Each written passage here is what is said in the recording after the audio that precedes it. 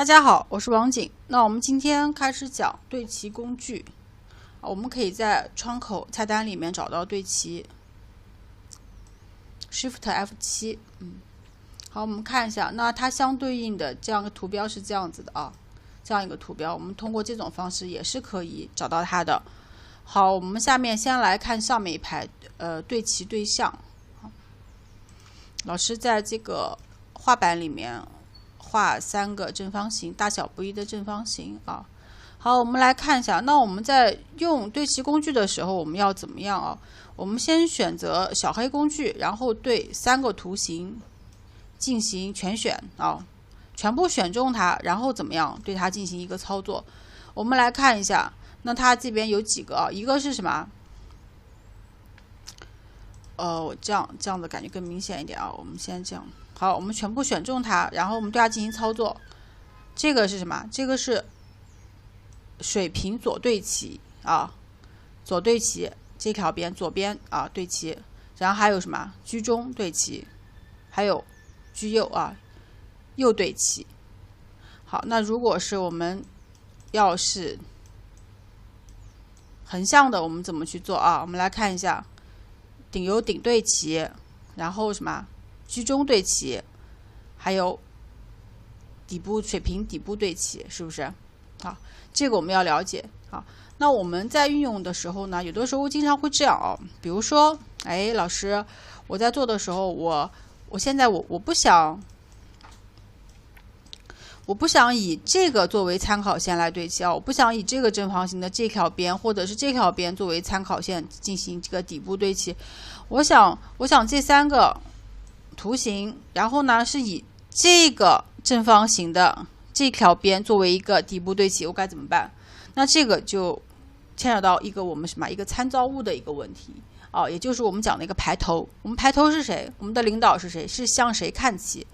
那这个时候我们该怎么做呢？我可以全选它，然后我选中我要找的那个参照物那个排头，比如说我找着它，好，然后我对它进行一个什么？沿着这条边的一个对齐，对吧？垂直底对齐，我们来看一下，这样就好了，是不是？好，那我们以此类推啊。那我现在我要是以这个作为参照物，对它进行一个居中的对齐怎么办？我们就选中它，然后选这个啊。好，那下面我要以这个作为参照物，我对它进行一个垂直的顶对齐啊。那怎么样？我选中它之后，然后点这个就 OK 了啊。大家明白了吗？好，然后我们再看，那我们用这种方式，我们来把刚才的这个前3个再来操作一下。那如果我要是怎么样？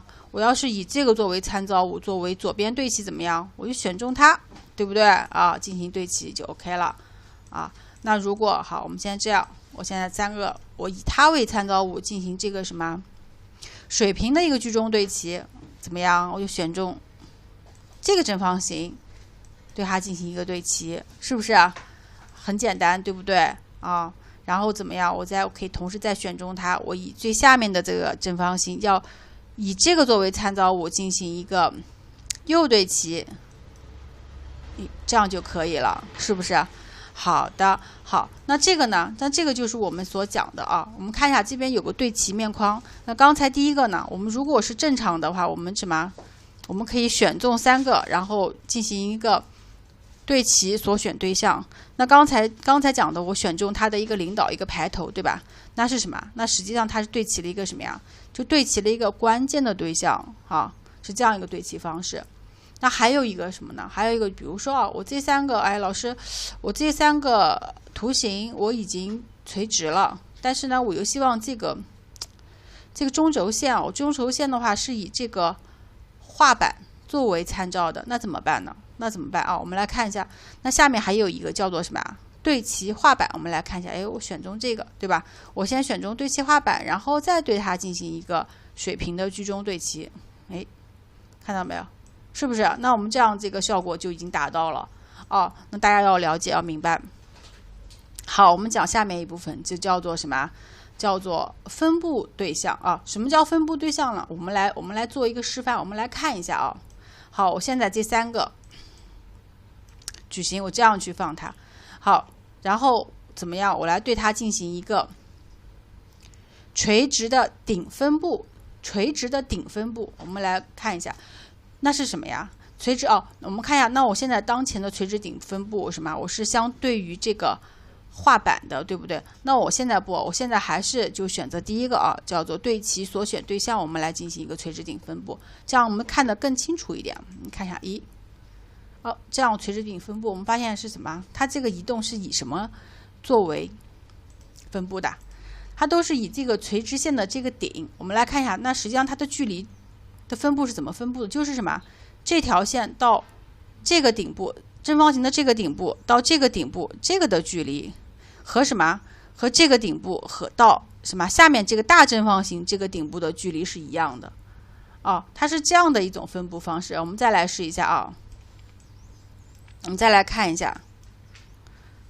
看到没有？是不是？它是这样的一个分布方式。好，那第二个分布呢？那叫什么？垂直居中的一个分布。我们来看一下，我来对它进行一个分布。这是什么呀？我们来看，那这边实际上是有一个点的有个蓝点，看到没有？这是我们的一个中心点，实际上就是中心点到这个中心点，这个垂直的这个距离，这个之间的距离和这个中心点到这个中心点这个垂直的距离就这两个垂直的距离，